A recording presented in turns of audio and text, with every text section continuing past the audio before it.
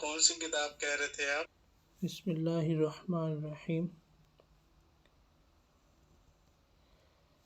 علم الاصوات.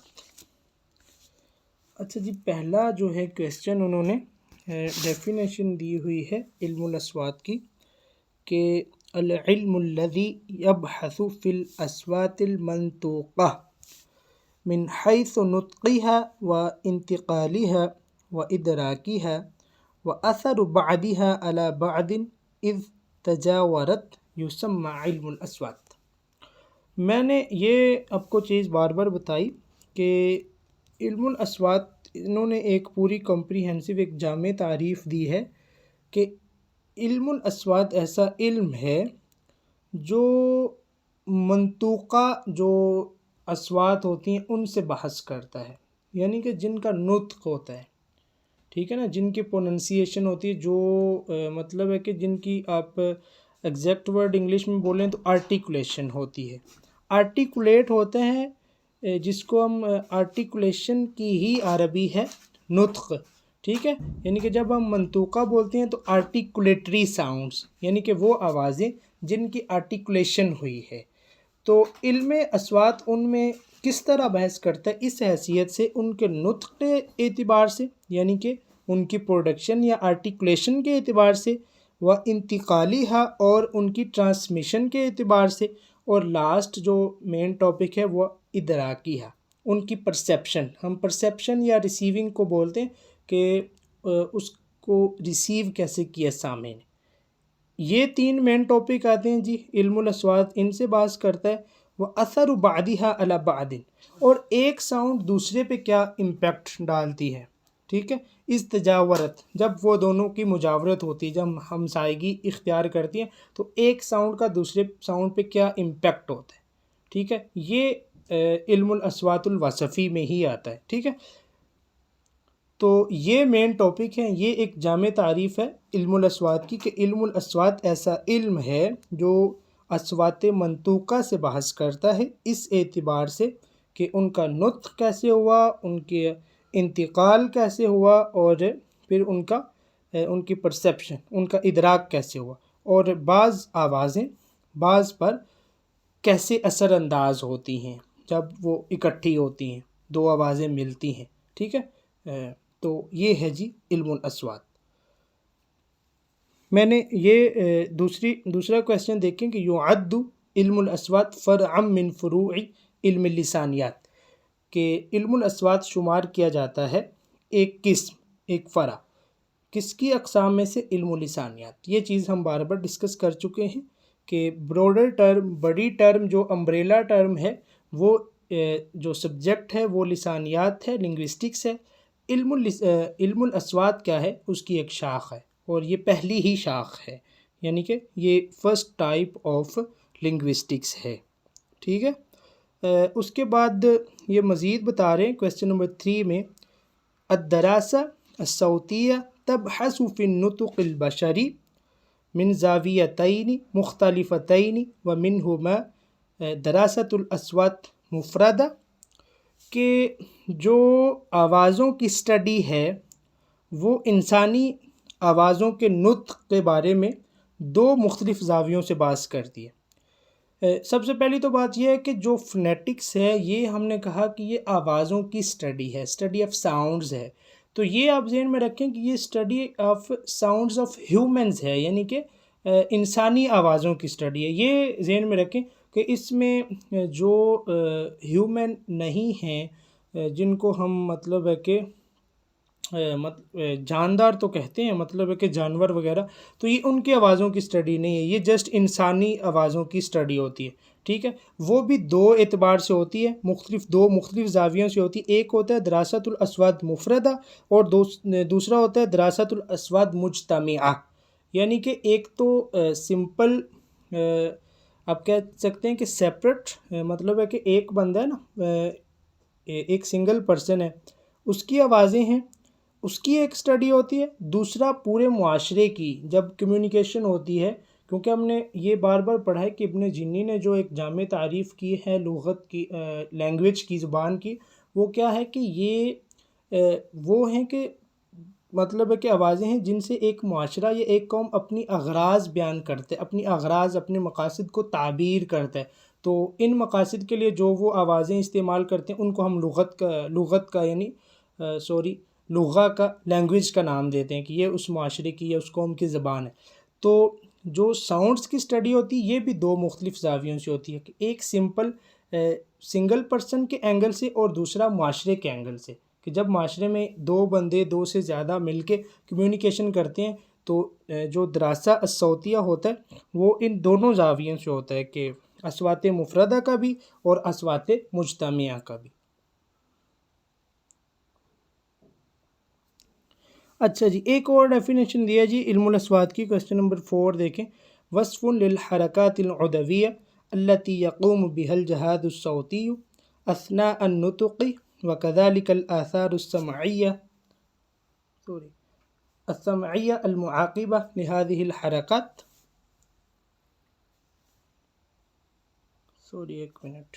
اچھا جی، وصف للحركات العدوية التي يقوم بها الجهاز الصوتي أثناء النطق وكذلك الآثار السمعية المعاقبة لهذه الحركات يبحث في علم الأصوات.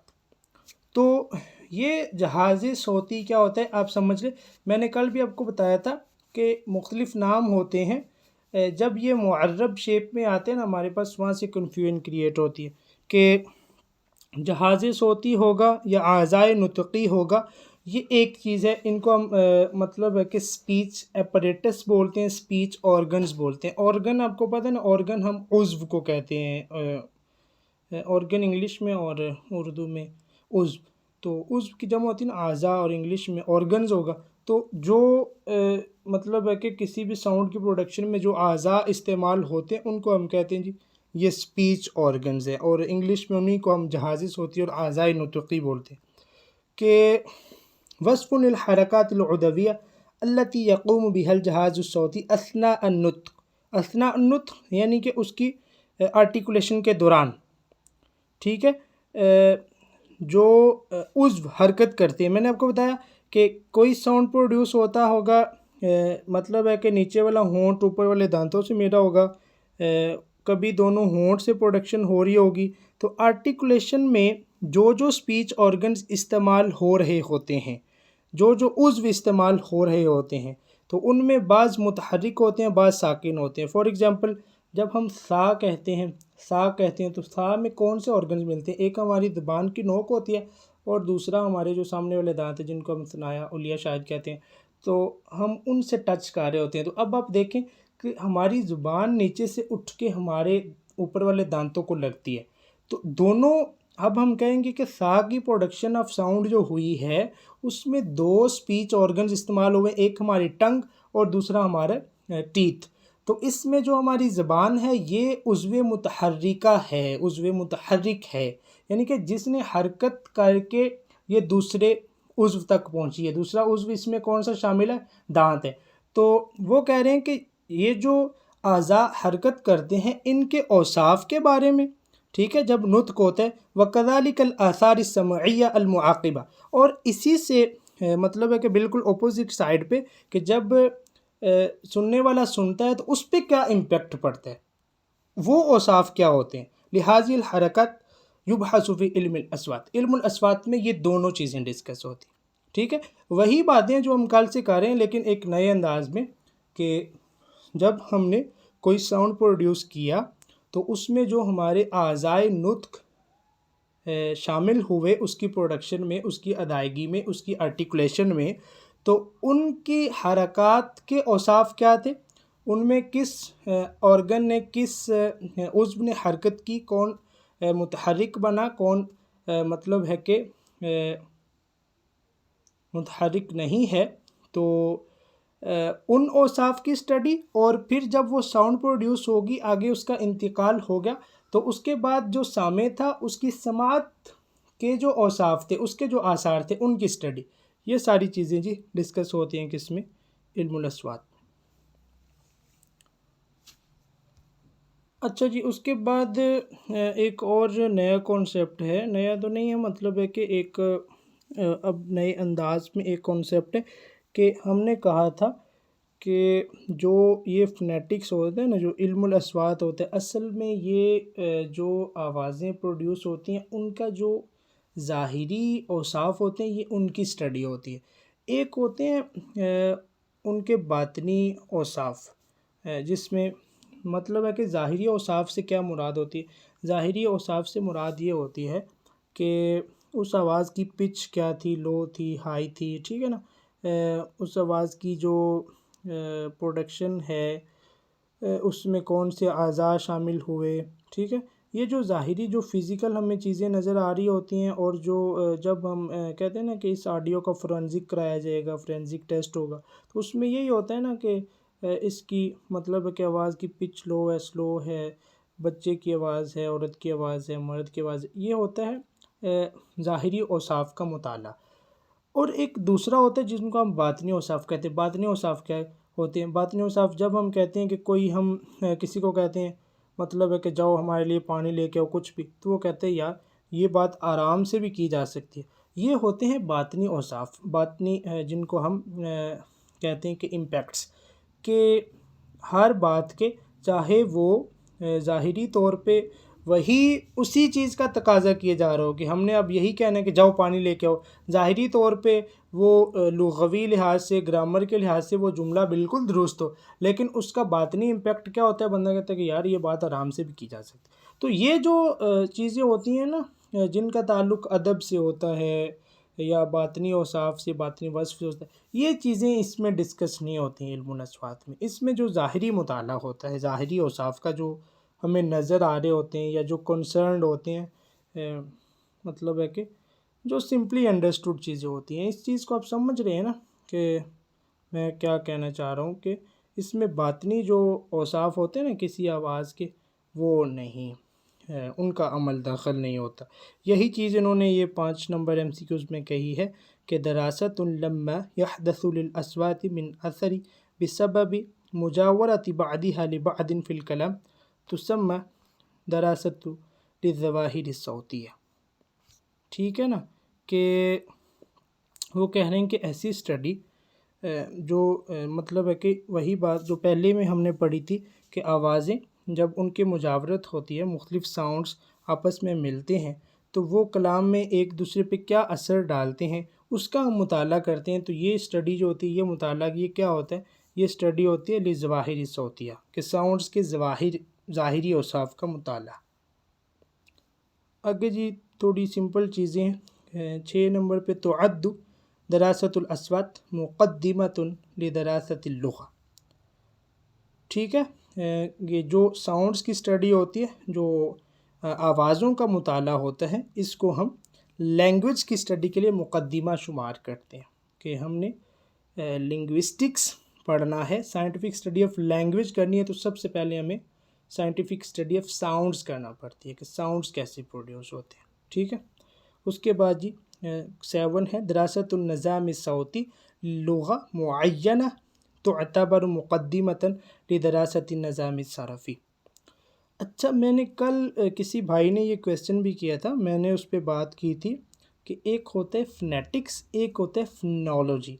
تو فنیٹکس اینڈ فنالوجی میں ڈفرینس یہ ہوتا ہے کہ فنیٹکس یہ ہے کہ scientific study of sounds of language, یعنی بھی خالص پیور لینگویج کی آوازوں کا مطالعہ، اس میں کوئی مخصوص زبان کے ساؤنڈس کا مطالعہ نہیں ہوتا۔ لیکن فنالوجی جو ہوتا ہے اس میں کیا ہوتا ہے؟ اس میں ایک کوئی مخصوص زبان ہوتی ہے جس کے ساؤنڈز کا مطالعہ کیا جا رہا ہوتا ہے۔ تو یہی وہ کہہ رہے ہیں کہ دراست النظام الصوتی للغہ معینہ، کہ جب ہم کسی معین زبان کے، کسی مخصوص لینگویج کے جو ساؤنڈز کا یا اس کا جو سسٹم آف ساؤنڈ ہے، جو نظام صوتی ہے، اس کا مطالعہ کرتے ہیں، تو یہ مقدمہ شمار ہوتا ہے لدراست النظام الصرفی، کہ ہم نے جانا ہوتا ہے اس کے اسٹرکچر آف ورڈز پہ، کہ اس زبان کے مختلف ساؤنڈز مل کے تو وہ کلمات کیسے بنتے ہیں۔ یہی ہم نے کل بات کی تھی نا مورفولوجی کی، کہ مورفولوجی کیا ہوتا ہے کہ ہم جب ساؤنڈز کی پروڈکشن ہو جاتی ہے تو اس وقت مرحلہ آتا ہے علم الصرف کا، کہ جس میں ہم نے کلمات بنانے ہوتے ہیں، ہم نے کلمہ سے بحث کرنی ہوتی ہے۔ تو وہ کہہ رہے ہیں کہ جب ہم کسی خاص زبان کے ساؤنڈز کے بارے میں اسٹڈی کریں گے تو یہ مقدمہ شمار ہوگا کس کے لیے کہ اب ہم اس خاص زبان کے کلمات یعنی کہ اس کے نظام صرفی کی طرف جا رہے ہیں. ٹھیک ہے، یہ بات ہے. ٹھیک ہے، اب آگے جو ہم کل سے باتیں کر رہے ہیں کہ علم الاصوات کی آگے جو قسمیں ہم بناتے ہیں کہ ایک آرٹیکولیٹری فنیٹکس ہوتی ہے جس میں نطق کے بارے میں ہوتا ہے، پروڈکشن آف ساؤنڈ ہوتا ہے. اس کے بعد کیا ہوتی ہے جی، اکوسٹک ہوتا ہے جس میں ٹرانسمیشن آف ساؤنڈ کی آواز کی کا انتقال. اس کے بعد جی آڈیٹری فنیٹکس جس میں سماعت ہوتی ہے اس ساؤنڈ کی. یہ انہی کی تعریفات آ رہی ہیں. 8 نمبر ہے العلم الذي يبحث في جهاز النطق البشري ومن أين تخرج الأصوات وكيف تخرج وما هو أثر بعضها على بعض عند المجاورة يسمى. کہ جو جہاز نطق وہ علم جو جہاز نطق یعنی اسپیچ آرگن یا اسپیچ ایپریٹ انسانی ہیومن کے اس سے باز کرتا ہے اور آواز کہاں سے نکلتی ہے، کیسے نکلتی ہے، اور جب اس کی مجاورت ہوتی ہے دوسری آواز سے تو اس کا دوسری آواز پہ کیا اثر ہوتا ہے. اس کو ہم بولتے ہیں جی علم الاصوات النطقی، جس کو انگلش میں ہم نے کہا کہ یہ آرٹیکولیٹری فنیٹکس ہے جو آرٹیکولیشن سے بات کرتی ہے، آرٹیکولیشن آف ساؤنڈ سے بات کرتی ہے کہ کوئی بھی ساؤنڈ ہے اس کی ادائیگی کس طرح ہونی، اس کی آرٹیکولیشن کس طرح ہونی. ٹھیک ہے، اس کے بعد جی العلم الذي يبحث في وصف لغة من لغات في مرحلة من المراحل أو زمن من الأزمان يسمى. تو اس کا نام ہے جی علم الاصوات الوصفی. ٹھیک ہے، کہ یہ ایسا علم ہے جو بحث کرتا ہے لینگویجز میں سے کسی لینگویج کے اوصاف کے بارے میں. میں نے آپ کو بتایا کہ جب بھی ہم ٹرانسمیشن آف ساؤنڈ کی بات کریں گے کہ جو آواز پیدا ہوئی تو وہ بعد میں لہروں کے دوش پہ چلے گی، تو جو سامع نے سننا ہے اس نے ان لہروں میں سے آواز کو سننا ہے. چاہے وہ سامع جو ہے جو ہمارا مخاطب ہے وہ ہمارے سامنے کھڑا ہے تو ہمارے منہ سے آواز نکلی اس تک کیسے پہنچ گئی، وہ ٹرانسمیشن آف ساؤنڈ ہے، وہ ایک پروسیس آف لیئرز ہے، پروسیس آف ایئر ہے جس کے ذریعے پہنچی. تو اسی میں آوازوں کے اوصاف کا پتہ چلتا ہے کہ یہ آواز کس پچ پہ آئی، مرد کی آواز تھی، بچے کی آواز تھی، عورت کی آواز تھی، آہستہ تھی، تیز تھی، دھیمے لہجے میں تھی، سخت تھی، غصے میں تھی، پیار سے تھی، آرام سے تھی.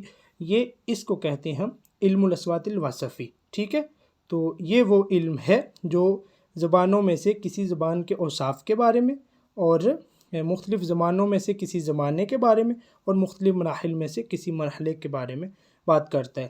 ایک ہوتا ہے، ہم نے کل بھی کہا تھا، ایک ہوتا ہے ہسٹوریکل لنگوسٹکس، وہ ہوتا ہے علم الاصوات التاریخی. وہ یہ ہوتا ہے اس میں دونوں چیزیں آتی ہیں. ایک تو ہوتا ہے کہ زبان یعنی کہ انسان نے بولنا کیسے سیکھا، یہ مطلب ہے کہ اس طرح اب جو باقاعدہ ایک منظم ایک باقاعدہ مطلب ہے کہ طریقے سے بول رہا ہے تو یہ اس منظم طریقے تک کیسے پہنچا. ایک یہ اسٹڈی ہوتی ہے جس کو ہم پیور ہسٹوریکل لنگوسٹکس کہتے ہیں، اور دوسرا کسی مخصوص زبان کی ہسٹوریکل اسٹڈی ہوتی ہے کہ historical study of English language, historical study of Arabic language. تو یہ دونوں چیزیں ہسٹوریکل لنگوسٹکس میں آتی ہیں کہ ہم نے کہنا ہے کہ انگلش کے کن سٹیجز میں سے گزری، کن مراحل میں سے گزری، کون سی ڈیولپمنٹس ہوئیں وقت گزرنے کے ساتھ ساتھ. ٹھیک ہے، وہ اور چیز ہے کہ مختلف زمانوں میں سے ایک زمانے کی اسٹڈی یا سارے زمانوں کی اسٹڈی، مختلف مراحل میں سے کسی مرحلے کی اسٹڈی. لیکن یہاں پہ بات ہو رہی ہے علم الاصوات الوصفی کی کہ یہ علم کسی لینگویج کے اوصاف کے بارے میں اور اس کے مراحل کے بارے میں یا مختلف زمانوں میں سے کسی زمانے کے بارے میں بات کرتا ہے. تیسری مین ٹائپ کیا ہے علم الاصوات کی کہ العلم الذي يبحث في العملية السمعية وماهية إدراك الأصوات يسمى علم الاصوات السمعي. یہ چیز آپ نے سمجھ لی کہ وہ علم جو سماعت کے عمل سے اور جو آواز ہم نے ریسیو کی ہے، جو آواز ہم نے سنی ہے، اس کی ماہیت کیا ہے، اس کے ادراک کے بارے میں بات کرتا ہے، تو وہ علم الاصوات السمعی ہے، جس کو ہم انگلش میں آڈیٹری فونیٹکس کہتے ہیں، یعنی کہ سماعت کا، ساؤنڈز کی سماعت کا علم. ٹھیک ہے. اس کے بعد ایک علم ہوتا ہے 11 میں دیکھیں، العلم الذي يبحث في حركة الصوت وذبذبته ودرجاتها يسمى علم الاصوات الفیزیائی. اچھا، یہ آپ چیز دیکھیں، یہ بہت امپورٹنٹ ہے. دو چیزیں ہوں گی. جب میں نے یہ بات پہلے کی کہ جب بھی کسی کیس کا فرانزک کروایا جاتا ہے تو اس میں ایک تو یہ ہے کہ کون کون سے انسٹرومنٹس استعمال ہوئے، کون کون سے آلات استعمال ہوئے، وہ ایک اور سٹڈی ہے. اور جن صفات کا اس میں مطالعہ ہوتا ہے وہ یہ علم الاصوات الفیزیائی ہے. ٹھیک ہے، کہ انہوں نے کہا کہ العلم الذی یبحث فی حرکت الصوت، کہ اس آواز کی حرکت کے بارے میں، اور وہ ذبذب ہے، اور اس کی جو گنگناہٹ ہے، اس کی جو آپ کہہ سکتے ہیں کہ جو اس میں تھر تھراہٹ ہوتی ہے، اور وہ در جاتی ہے، اور وہ در جاتی ہے کہ اس کا جو لیول ہے، اس بارے میں جو علم بات کرتا ہے وہ علم الاصوات الفیزیائی، جس کو ہم فزیک ساؤنڈ کہتے ہیں. یہ فرینزک ٹیسٹ میں ساری چیزیں سامنے آتی ہیں اس آواز کے بارے میں. ویسے تو ہم اتنے اندازہ لگا سکتے ہیں نا کہ یہ آواز بھاری تھی، یہ ہم کہتے بھی ہیں اس بندے کی آواز بھاری ہے، اس کی باریک ہے، اتنا ہی ہوتا ہے. لیکن یہ ساری ود ڈیٹیل جو ہے نا وہاں ہی ہوتی ہے. اور دوسری جو میں بات کر رہا تھا انسٹرومنٹس کی، وہ یہ 12 میں بتانے کے العلم الذی یبحث فی استخدام الاجہزہ والآلات لرصد الصوت ودرجاته ومخرجه يسمى علم الاصوات التجریبی او الآلی. تو یہ ہے جی وہ علم الاصوات کہ جس میں یہ مطالعہ ہوتا ہے کہ اس فی استخدام الاجہزہ، تو یہ جہاز کی جمع ہے نا، اجہزہ آلات. ٹھیک ہے، والآلات لرصد الصوت ودرجاتی، کہ اس میں ہمیں پتہ چلتا ہے کہ یہ جو ساؤنڈ کی پروڈکشن ہوئی ہے اس میں کون کون سے انسٹرومنٹس استعمال ہوئے ہیں. جس طرح آپ کہتے ہیں نا کہ یہ میڈیا پہ آ کے یہ پولیٹیکل جو لیڈرز ہیں یہ روز ہی کہتے ہیں کہ لو جی آج کل کسی کی جعلی کیسٹ بنانا کون سا مشکل ہے. تو وہ کیسے بنتی ہے؟ یہ وہ آلات ہوتے ہیں جو اس پروڈکشن آف ساؤنڈ میں استعمال ہوتے ہیں، کہ جو جس مرضی بندے کی آواز بنا لی جائے اوریجنلی، چاہے اس کی نہ ہو. تو یہ وہ ہے جی استخدام، تو ہم استعمال کو کہتے ہیں نا کہ اس میں کون سے اجہزہ استعمال ہوئے، کون سے آلات استعمال ہوئے اس آواز کی پروڈکشن میں، اور اس کا لیول کیا ہے اور اس کا مخرج کیا ہے. تو یہ علم الاصوات التجریبی او الآلی ہے. اس کو ہم اسی لیے کہتے ہیں کہ یہ کیا ہے، مطلب ہے کہ اس میں مختلف آلات کے ذریعے پروڈکشن آف ساؤنڈ ہوتی ہے، اس لیے یہ علم الاصوات العالی ہوتا ہے. اچھا، یہ آ گیا وہ 13 میں کہ العلم الذی یبحث فی تطور. تطور ہم کہتے ہیں جی ڈیولپمنٹ کو.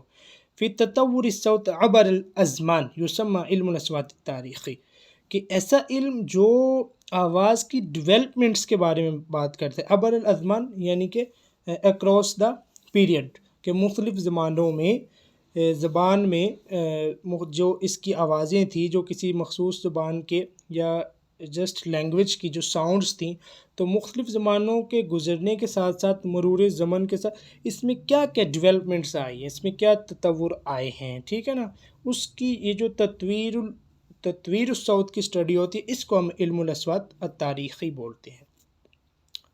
ٹھیک ہے جی. اس کے بعد جی یہ سمپل سی چیزیں سمجھ لیں کہ جو امام ہیں جی خلیل بن احمد الفراہیدی، ان کی جو ڈکشنری ہے بڑی، جو پہلی ڈکشنری بھی مانی جاتی ہے، ایک باقاعدہ منظم کتاب العین، تو یہ اس کے بارے میں بات کر رہے ہیں جی.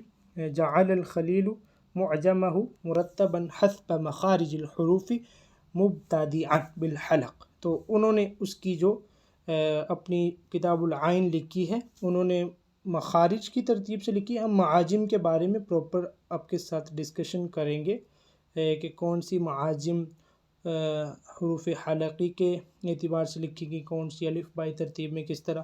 تو لیکن ابھی ہم یہ بات کر رہے ہیں کہ خلیل بن احمد الفراہیدی نے اپنی کتاب العین جو ہے وہ مخارج حروف پر ترتیب دی ہے، اور انہوں نے ابتدا کس سے کی ہے جی؟ حروف حلقی سے۔ 15 ہے جی الخلیل یرا ان الحمزہ تخرج من اقصى الحلق، تو ان کا جو خیال ہے وہ یہ ہے کہ جی حمزہ کہاں سے نکلتا ہے؟ اقصی حلق سے، ٹھیک ہے جی۔ 16 ہے جی الواو والیا والالف اللینہ والحمزہ سماها الخلیل احرف جوف، کہ یہ جو واو یا الف لین اور حمزہ ہے ان کو کیا نام دیا ہے؟ تو آپ یہ سمجھ لیں نا کہ جو الف لین ہے نا، جو امام خلیل بن احمد الفراہیدی انہوں نے اس کو بھی حروف جو جوف ہے نا، احرف جوف اس میں شمار کیا ہے۔ 17 ہے جی قد ختم سیبویہ کتابہ النحوی الکتاب بباب الادغام، امام جو سیبویہ ہیں ان کا اصل نام یہ آپ دیکھ لینا کہ ان کی نحو میں مشہور الکتاب ہے، الکتاب یہ ان کی نحو کی مشہور کتاب ہے۔ تو وہ کہتے ہیں کہ انہوں نے اس کا اختتام کس باب پر کیا ہے؟ تو وہ باب الادغام ہے، ٹھیک ہے جی۔ 18 ہے قد خصص ابن جنی کتابہ سر صناعت الاعراب لدراست الصوتیہ، جو ابو الفتح عثمان ابن جنی ہیں ان کی مشہور ایک کتاب ہے سر صناعت الاعراب، تو انہوں نے یہ مخصوص کس فن میں لکھی ہے؟ انہوں نے لدراست الصوتیہ اس میں لکھی ہے جی، یعنی کہ اسٹڈی آف ساؤنڈس، ٹھیک ہے۔ 19 ہے جی ان البلاغیین قد تحدثوا عن الاصوات عند حدیثہم عن فصاحت الکلمہ، کہتے ہیں کہ جو بلاغی لوگ ہوتے ہیں، جو بلاغت کے ماہر ہوتے ہیں، وہ بھی ساؤنڈز کے بارے میں، آوازوں کے بارے میں ڈسکس کرتے ہیں اپنی گفتگو میں، لیکن کس بارے میں؟ عن فصاحت الکلمہ، کہ ان کا جو مدعا یا مقصد ہوتا ہے آوازوں کے بارے میں ڈسکس کرنا، وہ کلمہ کی فصاحت ہوتی ہے، وہ جسٹ آوازوں کی اسٹڈی ایسے بلا مقصد نہیں کرتے، ٹھیک ہے۔ 20 ہے جی قد زاد الجاحظ فی کتابہ البیان والتبیین من العنایۃ فی الدراسہ الصوتیہ، کہ یہ جو جاحظ کی یہ ہے نا البیان والتبیین، تو کہتے ہیں جی اس میں بھی انہوں نے اضافہ کیا ہے، مطلب ہے کہ اس میں بھی انہوں نے دراسہ صوتیہ یعنی اسٹڈی آف ساؤنڈس کا اضافہ کیا، یعنی کہ اس بارے میں بھی انہوں نے البیان والتبیین میں ڈسکشن کی ہے۔ اچھا جی 21 ان الفلاسفۃ قد تحدث بعضهم عن علم الاصوات كابن سینا فی کتابہ اسباب حدوث الحروف، یہ کتابیں اپنی یاد رکھنی بہت امپورٹنٹ ہے، ساری گزری ہیں۔ تو ابن سینا کی کتاب ہے جی اسباب حدوث الحروف، تو یہ چونکہ ابن سینا ایک فلاسفر ہیں، کاؤنٹ ہوتے ہیں، تو کہتے ہیں جی جو فلاسفر ہیں، فلاسفر ہیں، یہ بھی علم الاصوات کے بارے میں ان میں سے کچھ انہوں نے گفتگو کی ہے، ٹھیک ہے۔ وہ اگزامپل دے رہے ہیں کہ جیسے ابن سینا نے اپنی کتاب اسباب حدوث الحروف میں علم الاصوات کے بارے میں ڈسکس کیا ہے، ٹھیک ہے۔ 22 ہے جی قسم العرب الحروف العربیہ الی اقسام ومنہا، کہ جو عرب ہیں، عربی لوگ ہیں، عربی جو نیٹو ہیں، ٹھیک ہے، انہوں نے حروف عربیہ کو دو اقسام میں تقسیم کیا، ایک حروف صحیحہ اور دوسرے حروف معتلہ، ٹھیک ہے، معتلہ بھی کہتے ہیں، معتلہ، تو کلاہما صحیح، یہ کلا معنی کلاہما صحیح، ٹھیک ہے۔ 23 ہے جی الالف والواو والیاء اذا سکنت وجانستها حرکت ما قبلها تسمى حروف مد، تو یہ حروف مدہ کی تعریف ہے کہ الف واو یا ہو جب یہ ساکن ہوں اور ان سے جو ما قبل حرکت ہے، جو ان سے متصل حرکت ہوتی ہے، وہ موافق ہو، وہ مجانست رکھتی ہو الف واو یا سے، ٹھیک ہے۔ وہ آپ جانتے ہیں کہ الف سے پہلے کیا ہو، جو حرکت ہے وہ فتح ہو، واو سے پہلے دمہ ہو، یا سے پہلے کسرہ ہو، تو ان کو ہم کیا نام دیں گے؟ حروف مدہ کا۔ 24 ہے جی قسم العرب الحروف المعتلہ الی اقسام منہا، تو الحروف المدیہ والحروف اللینہ، ٹھیک ہے، عربوں نے حروف معتلہ کی مزید ڈویژن کی ہے، ان میں حروف مدہ ہیں اور حروف لینہ ہیں، تو یہ کلاہما صحیح، اچھا 25 ہے جی الواو والیاء اذا سکنت بعد غیر ما یجانسها او کانت متحرکتا تسمى حروف لین، کہ واو یا جب ساکن ہوں بعد یعنی کہ اور اس سے جو ماقبل ہے وہ بعد غیر ما یجانسہ، یعنی کہ اس حرکت کے بعد کہ جو ان سے موافقت نہیں رکھتی، مجانست نہیں رکھتی، یا پھر یہ دونوں واو یا متحرک ہوں، تو ہم ان کو کیا بولتے ہیں؟ حروف لین. ٹھیک ہے. 26 ہے جی تسمى الحروف الصحیحہ بالاصوات الصامتہ. یہ وہ بات آ گئی جو ہم نے پہلے ڈسکس کر لی کہ جو حروف صحیحہ ہیں عربی میں، یعنی کہ حروف معتلہ اور حرکات کو نکال کے 3 حروف معتلہ، 2 حروف لین اور 3 حرکات فتح دمہ کسرہ، ان کو نکال کے باقی جتنے حروف صحیحہ ہیں ان کو ہم کونسوننٹ ساؤنڈ کہتے ہیں انگلش میں، اور عربی میں ان کو ہم کیا کہتے ہیں جی؟ اصوات صامتہ. ان کی وضاحت آئے گی آگے. 27 ہے جی تسمى حروف المد ومعها الحرکات الثلاث بالاصوات السائتہ، کہ حروف مدہ 3 اور اس کے ساتھ 3 جو حرکات ہیں ان کو ہم اصوات سائتہ کہتے ہیں، وول ساؤنڈز کہتے ہیں. ٹھیک ہے. اس بارے میں تھوڑا میں نے آپ کو بتا دیا، باقی اس کی وضاحت آئے گی. اور یہ 28 ہے یسمون حروف اللین بالاصوات شبہ السائتہ. یہ سیمی وول ساؤنڈ ہوتے ہیں، انگلش میں اور ہوتے ہیں لیکن عربی میں یہ جو حروف لین ہے نا جو ہم نے پڑھے واو اور یا، تو ان کو ہم عربی میں سیمی وول کہتے ہیں. نہ ان کو ہم سامتہ میں شمار کرتے ہیں اور نہ ہی ہم ان کو سائتہ میں، بلکہ شبہ السائتہ. اور کیوں اس میں کرتے ہیں اس بارے میں آگے آئے گی وضاحت. اچھا جی 30 میں ہے جی الحرف الذی. یہ اب حروف سائت کیا ہوتے ہیں؟ حروف سائت آپ نے پڑھ لیا نا کہ حروف سائت کون سے ہیں؟ وول ساؤنڈز ہیں. اور وہ کون سے عربی میں؟ حروف مدہ ہیں 3 اور 3 حرکات ہیں. تو یہ اس کی ڈیفینیشن آ گئی 30 میں کہ الحرف الذی ينطلق معه الهواء انطلاقا تاما بحيث لا يعوقه عائق في أي منطقة من مناطق النطق يسمى السائت. سمجھ آئے کہ کیا ہوتا ہے؟ رہ گیا ایک 29. سوری 29 ہے جی سب سے پہلے وہ الصامت کی تعریف کریں کہ کونسوننٹ ساؤنڈ. ہم نے کہا کہ عربی میں جتنے حروف صحیحہ ہیں وہ سارے اصوات صامتہ شمار ہوتے ہیں، یعنی کہ وہ کونسوننٹ ساؤنڈز استعمال ہوتے ہیں. اور اصوات صامتہ کیا ہیں؟ الحرف الذی ينحبس الهواء في اثناء النطق به في أي منطقة من مناطق النطق انحباسا کلیا او جزئیا یسمى الصامت. ٹھیک ہے جی. حروف صامت کی تعریف ہو رہی ہے کہ وہ حرف الذی ينحبس الهواء فی اثناء النطق، کہ جب اس حرف کا نطق کیا جا رہا ہو، اس کے نطق کے دوران جو ہوا کا فلو ہے اس میں انحباس آ جائے، یعنی کہ اس میں آگے کلوئر آ جائے، اس کو بلوکیج ہو جائے، ہوا رک جائے. ٹھیک ہے. انحباس پیدا ہو جائے فی ای منطقۃ من مناطق نطق، کہ نطق کے جتنے مراحل ہیں، یعنی کہ لنگ سے ہوا نکلی، منہ سے ہمارے گلا جو ہمارا تھروٹ ہے اس میں پھر ووکل کارڈز ہوتے ہیں، آگے یہاں سے پھر آگے سپیچ آرگنز جو ہم نے کہا اعضائے نطق ہیں، پھر اس آواز نے منہ سے خارج ہونا ہے. تو وہ کہہ رہے ہیں کہ جتنے مناطق ہیں ان سارے مناطق میں کسی بھی لمحے میں، کسی بھی مرحلے میں اگر اس ہوا کا رستہ بلاک ہو گیا، انحباساً کلیاً مکمل طور پہ بلاک ہو گیا، اس ہوا کو گزرنے کا رستہ ہی نہ ملا، او جزئیاً یا پارشلی طور پہ، جزوی طور پہ، تو ایسے ساؤنڈ کو جو اس طرح سے پیدا ہوگا اس کو ہم مطلب ہے کہ الصوت الصامت کہیں گے.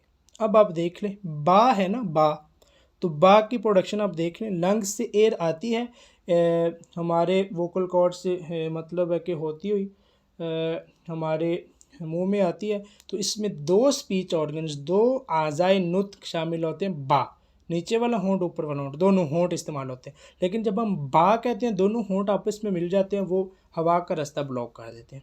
ٹھیک ہے. یہ انحباس کلی ہوتا ہے، مکمل طور پہ کلوئر آف ایئر ہو جاتا ہے، ایئر فلو کا مکمل طور پہ راستہ بند ہو جاتا ہے.